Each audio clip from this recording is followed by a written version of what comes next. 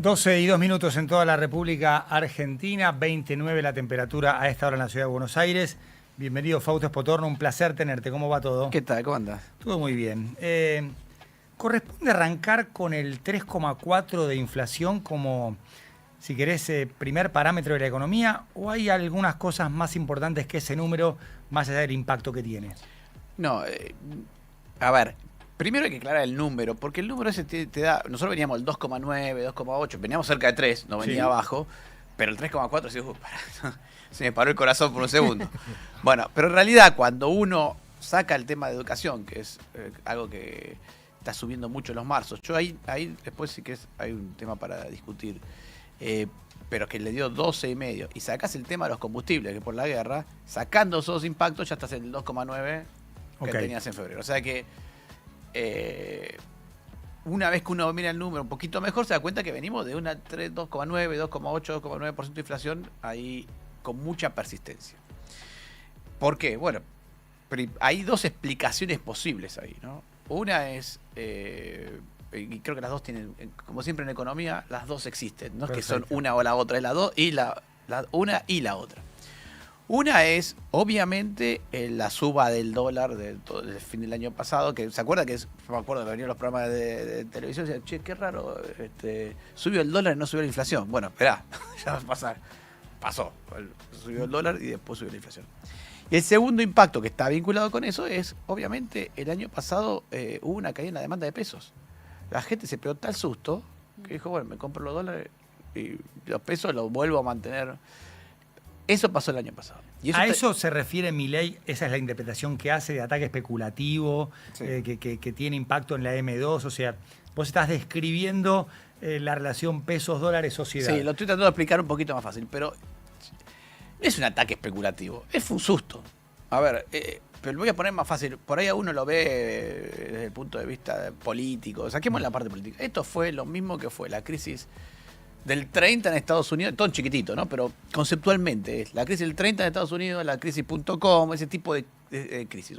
El mercado se asusta en la .com porque estaba muy cara la .com, la crisis del 30 porque estaba muy cara todo, lo que no importa por qué. Pero la gente se asusta, saca la plata del banco. Lo que pasa es que en Estados Unidos son países con monedas, saca la plata del banco y se queda en su propia moneda. Claro. Acá sacamos la plata del banco y en vez de quedarnos en pesos vamos al dólar.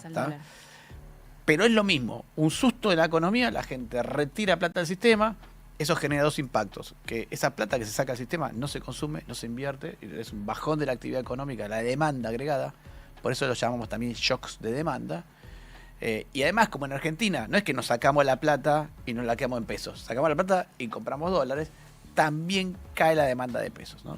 Y entonces ahora en la economía hay más pesos, no porque la gente, porque se hayan emitido, sino porque la gente los rechazó, ¿no? Eso explica por ahí la aceleración inflacionaria y más la suba del dólar, etc. Eso es una explicación monetarista. Y hay un tercer impacto que es de corto plazo, que es la suba de tarifas y los combustibles. Y eso, ¿por qué es de corto plazo y no se sostiene? Pero tiene efectos negativos, ¿eh? Pero por ahí, de corto plazo en la inflación, de mediano plazo en la actividad. Si yo soy un empresario, ¿sabes? Me sube la energía eléctrica, me sube el gas, me sube el transporte, me sube la nafta. ¿Qué hago con los precios de mi producto? Lo subo. Entonces viene el INDEC, registra, che, vos subiste los precios, y lo anota. Aumentar los precios del producto que no se fabricaba, vasos. Aumentaron. ¿Eso por qué digo que es de corto plazo? Porque ahí la duda es si es un problema de inflación o es un problema de medición de la inflación. ¿A qué me refiero con esto? ¿Qué es un precio? Un precio es el valor al que pactamos intercambiar algo. ¿No? Entonces, si lo que estoy dispuesto a pagar. Sí, o sea, el precio se realiza cuando efectivamente yo te di el bien y vos me diste la plata. Claro. Sí. Ahora, cuando se mide la inflación, estamos hablando de 100.000 precios, la verdad es que no estamos midiendo los precios pactados, estamos midiendo los precios ofrecidos. O sea, porque ¿cómo hace el INDEC para medir los precios? Hacía, por lo menos. Mandaba el inspector, iba al precio y para anotaba. La leche está en el supermercado, tanto el gas. Bueno, pero ese precio no está pactado, no está cerrado, está ofrecido. Después vamos a ver si el señor vende la leche o no la vende. Lo que pasa es que como es un proceso de múltiples y cientos y miles de precios, uno asume que esos precios se resuelven en la economía. Pero puede estar pasando, y pasa, que se ponen los precios, por ejemplo, el señor este que vende los vasos, sube los precios de los vasos, los pone en el supermercado, vamos, registramos el aumento de los precios de los vasos, al mes los vasos siguen ahí. Entonces, ¿es un precio o no es un precio? Y no sé, porque se vendió la mitad de los vasos que el tipo pensaba vender. Y ahí es cuando ves la actividad económica. Entonces, eso explica por qué del otro lado el impacto negativo es la actividad económica. El señor subió los precios porque le subieron los costos, lo puso en el supermercado, el INDEC registró el aumento de precio de los vasos, pero no los vendió. Entonces después dice, se me cayó en un 50% de la venta. ¿Ah?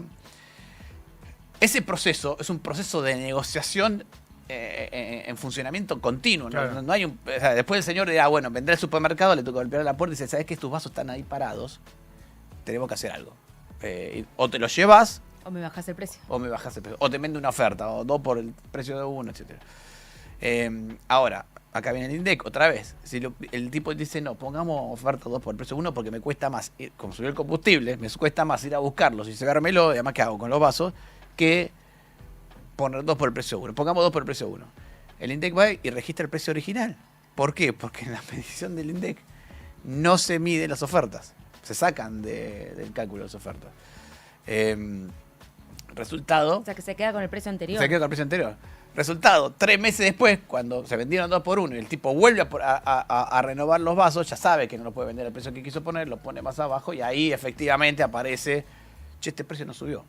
O lo mantiene porque el resto de la inflación. Entonces, fíjate que cuando uno mira la inflación mes a mes, y nos ponemos esta locura de semana a semana, mes a mes, a corto plazo, la medición también tiene un problema de registrar la inflación. Pero también lo podemos interpretar como, che, como decimos los economistas, para salir del paso rápidamente y no tenemos tiempo para explicar todo esto, en el corto plazo puede ser que impacte los aumentos de los costos sobre los precios Te finales. digo, el celular escucha, porque mi celular me dice, hoy hay promo en un supermercado. De vaso. 30% de descuento pagando desde el celu con el FC con tus tarjetas TAC de débito. Claro, Aprovechá porque que Llegaba a sin ser de tope. vasos, nos moríamos todos acá. Aprovechá que sin tope. Claro, porque vos pensás que el supermercado, el negocio del supermercado, meter el producto y sacarlo lo más rápido posible. Cuanto más rotación, mejor. Sí. Entonces, lo que suele pasar cuando el señor no vende, el supermercado te golpea la puerta y dice, tenés que hacer algo. Y si no, te lo hago a las piñas. Claro. Yo ofrezco la oferta y después arreglamos. Por eso también el supermercado, ¿te acuerdas cuando salió la ley de góndolas, toda esa Sí. tontería? Sí. El supermercado no es para pymes. El supermercado es donde operan las grandes empresas, las que tienen financiamiento, las que pueden bancarse las ofertas, promoción, sacar, entrar, comprar el pedazo. Por eso es que en general las pymes prefieren vender en pequeños locales, en pequeños negocios. Yo le pongo siempre el ejemplo del boliche, digamos. Si vos querés levantarte a alguien en el boliche, tiene que ser alto, rubio, ojo celeste, digamos. Ahora, si vos tenés más labia, mejor es asado, una cosa más chiquita. ¿No? Entonces, acá pasa lo mismo con los productos. En el supermercado entra el rubio de ojos celeste No puedes alto, competir ¿viste? No puedes con tus competir. precios. Claro. La labia es para el negocio chiquitito, digamos, el almacén. ¿Cómo lo ves ahí al gobierno actuando? Digo, porque esto fue algo de shock. Digo, lo explicaba Milei, lo compartíamos acá al aire también el otro día. Y esto que explicaste de la inflación, la núcleo, que está más o menos al 3, y todo lo que se le agregó por el shock de la guerra. Sí. Hay algo que dijo Daniel González, el secretario coordinador de Energía y Minería en AmCham el otro día, que fue, nos corrimos hablando del precio de los combustibles, Sí. ¿no? ¿Vos lo ves al gobierno haciendo alguna otra cosa respecto de esto o va a esperar que shock pase? Por ahora, creo que, a ver, sinceramente, estamos en el por ahora, porque la verdad es que el tema combustible está atado a un tema que inmanejable, que es el tema de la guerra. Para Argentina es el mejor de los escenarios posibles, porque si vos vas para Europa, el escenario es, nosotros tenemos combustible, por lo menos lo tenemos, pero hay que pagarlo, pero lo tenés, pero en Europa estás calculando que dentro de un mes vas a ir a cargar nafta y no va a haber. Así no hay nafta. Claro. Entonces, digo que sea un buen escenario, que de todos los escenarios posibles, Argentina está en el mejor de los escenarios que hay hoy en este sentido. Y como estás en la situación, el gobierno dice, bueno, aguantemos así, por ahí la guerra se acaba, por ahí los combustibles bajan y yo no tengo que hacer nada, ¿no? Y bueno, habrán perdido 2 meses las petroleras, pero nada más. Pero si la guerra continúa, si el tema del estrecho de Hormuz se complica más, si peor, atacasen algunas refinerías importantes en la región y falta más energía, y por ahí en algún momento va a haber que ver qué hacemos con el precio de la energía, ¿no? El cálculo es, mira, mientras esté entre 80 y 90 dólares el impacto es mínimo. No estamos ahí, estamos en el siguiente escalón. Sí, claro. Sí, 99, 100. 99, 100, el impacto no es mínimo, hay un impacto negativo, pero manejable. Arriba de 110, llegando hasta 150, el impacto empieza a ser complicado, arriba de 150 es un mundo diferente, ¿no? Fausto, hay un cambio en la matriz productiva argentina, donde hay sectores, agricultura, minería, que impulsan un crecimiento de una tasa muy alta y otros, si querés, más vinculados con la actividad, con el consumo y también radicado en conurbanos o en centros urbanos a los que les cuesta mucho más. Y en ese trade-off, en esa ecuación está, digamos, la situación de hoy, donde hay sectores a los que le va muy bien, quizás con menos oferta de trabajo, y hay otros a los que no les va tan bien, con más trabajo involucrado. Totalmente, totalmente. Sí, se nota, eso es súper específico, sí, y se ve. A ver, en realidad lo que pasamos es de un sistema donde se estimulaba o se protegía sectores que competían con importaciones y se castigaba a los sectores más competitivos, que son los sectores exportadores, porque por definición en un país los sectores exportadores son los más competitivos, son los que pueden salir al mundo a competir. Y una forma de pensarlo eso es la siguiente. Y además son sectores que son los sectores locomotora en general. Una forma de pensarlo eso, sí. Si yo te digo, che, ¿invertirías en Argentina para venderla al mundo en el agro? Sí, obviamente. Si yo te digo, ¿invertirías en Argentina para venderle al mundo ganadería, carne? Sí. ¿Invertirías en Argentina para venderle al mundo pantalla de celulares? ¿O lo invertirías en China? Voy a China por una claro. planta. Entonces, te das cuenta cuáles son los sectores donde efectivamente Argentina tiene ventajas competitivas y donde las inversiones atraen. Por lo general, a menos que estés en un sector... no, en general no. Por lo general, los países que tienen sectores altamente competitivos no son esos sectores los que generan empleo. En ninguna parte del mundo. Es más, en China... Entonces decimos, che, pero en China es industrial, ¿no genera empleo? Sí. China tiene otra escala. Sí, pero fíjate que China, el sector industrial está destruyendo empleo. ¿Por qué? Porque son competitivos. Toda su ventaja competitiva es en producir más barato. Eso, el sector industrial es súper competitivo. Tenés que estar ganando, bajar costos todo el tiempo. Entonces, la implementación de nuevas tecnologías hace que destruyas empleo en el sector industrial en China. ¿Tá? Entonces, si vos decís, sos chino, decís, no, pero la industria destruye empleo. Bueno, nosotros acá lo vemos como... ¿Por qué es eso? Porque por definición, si sos el sector más competitivo, sos el sector donde vas a tratar de maximizar el uso de los recursos, ¿no? Y ese sector competitivo. Ahora, ¿eso significa que los países no tienen empleo? No, al revés. Lo que ha demostrado la historia es que la incorporación de nuevas tecnologías y aumento de la competitividad genera más empleo, no menos. ¿Por qué? La forma de explicar a los economistas no es la más políticamente correcta, pero perdónenme esa parte, ¿no? Que es la siguiente: cuando vos te volvés más competitivo en algo, entonces necesitas menos mano de obra para producir algo y aumentás productividad. Productividad implica productividad laboral. ¿Cuánto produce cada trabajador? Si cada trabajador produce más, liberás recursos para producir otras cosas. Entonces, eso genera que haya más recursos para producir otras cosas. Entonces, te doy un ejemplo. ¿Qué pasa con algunos sectores? Se vuelven menos competitivos. Por ejemplo, sectores vinculados al comercio interior. Pongo siempre este ejemplo. Si vos te vas a cortar por primera lógica, ¿vos te crees que la economía americana es más competitiva o menos competitiva que la argentina? Más competitiva. O sea, por eso es que un trabajador o japonés, o en Tokio, digo en Tokio porque tengo el ejemplo, me acuerdo el número, un trabajador en la industria automotriz produce en Tokio 4 veces lo que produce un trabajador en la industria automotriz en Argentina. O sea, para ponerlo en perspectiva. Por cada trabajador... ¿Pero por qué? Porque la tecnología, okay. Eficacia de todo el sistema, el just in time funciona, ¿viste?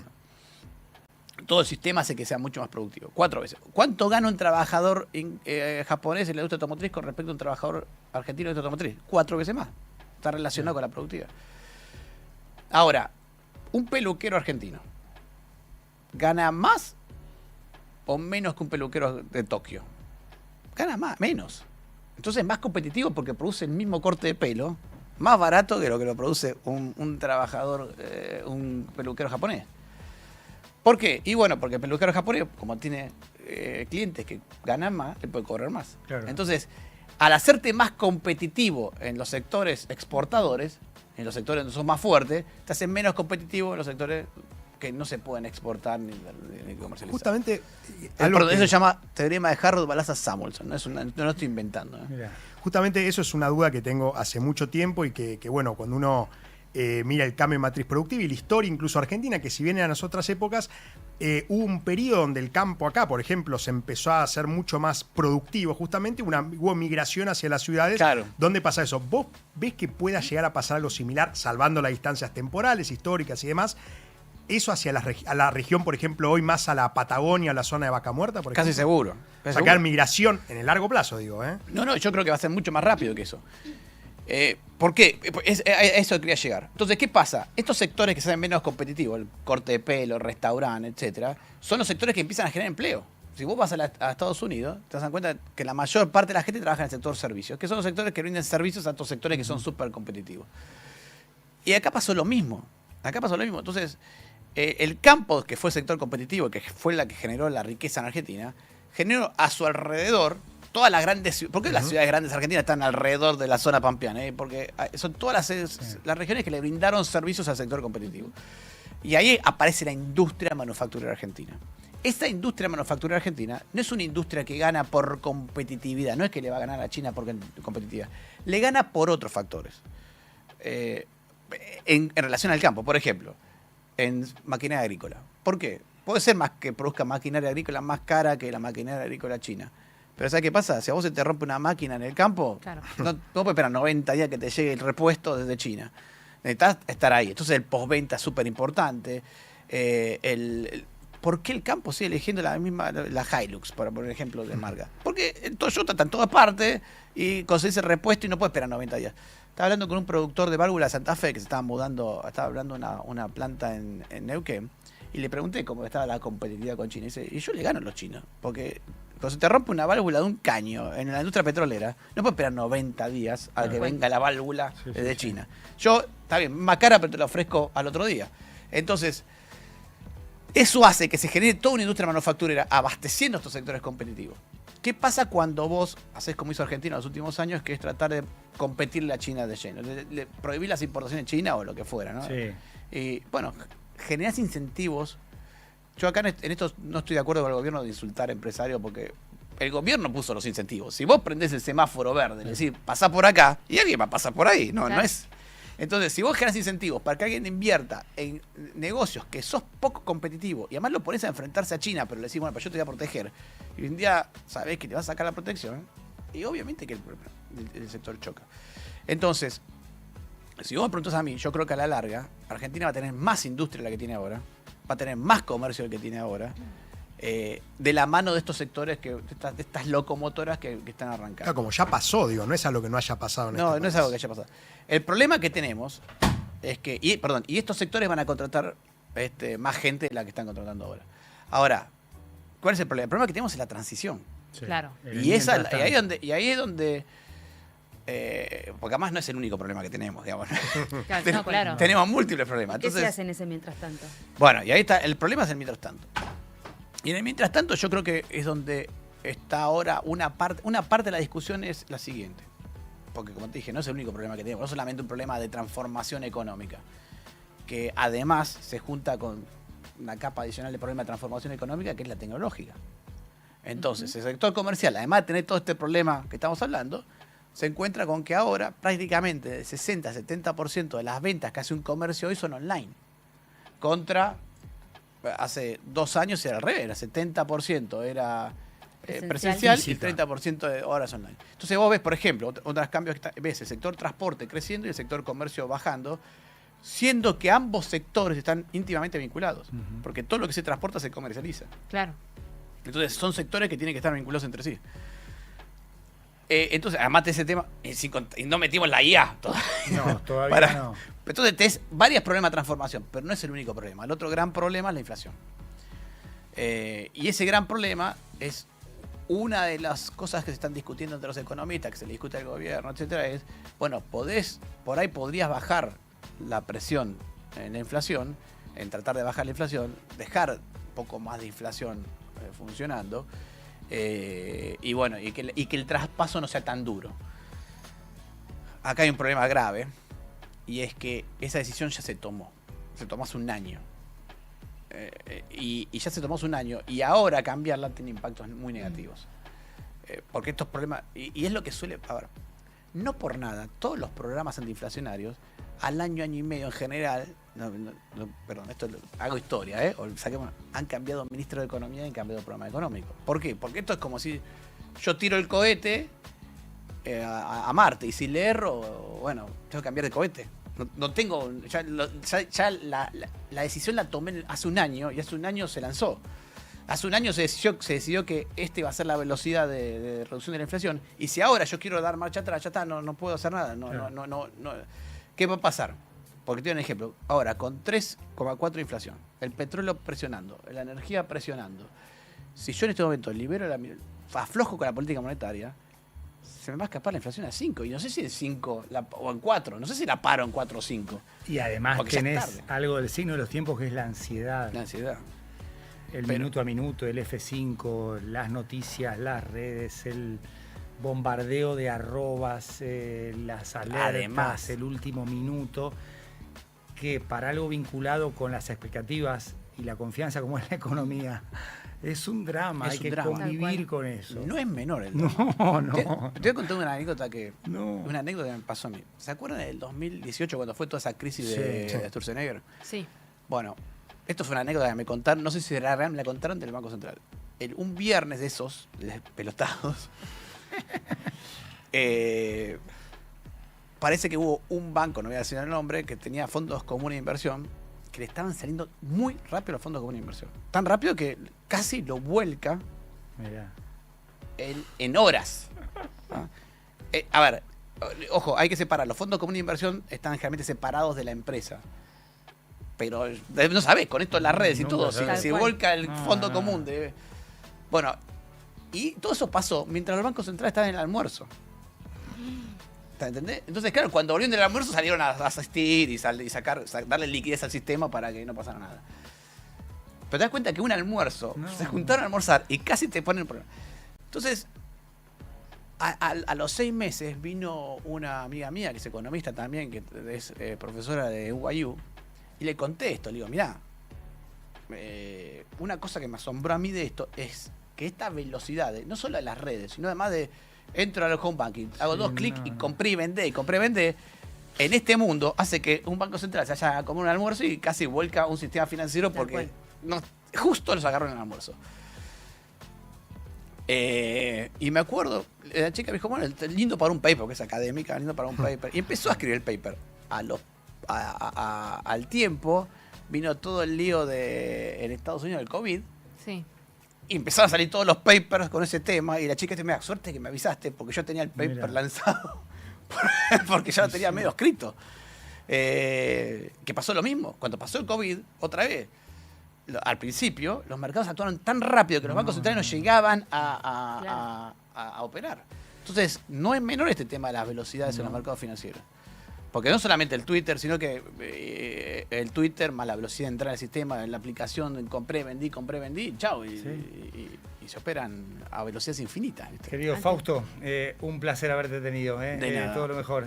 Muchas gracias a ustedes por la invitación. Por favor, Fausto Espotorno charlando con nosotros de economía y también de la ansiedad, de la confianza, de todo lo que nos pasa con estas noticias que día a día afectan además nuestro estado de ánimo. Son las 12:26 en toda la República Argentina.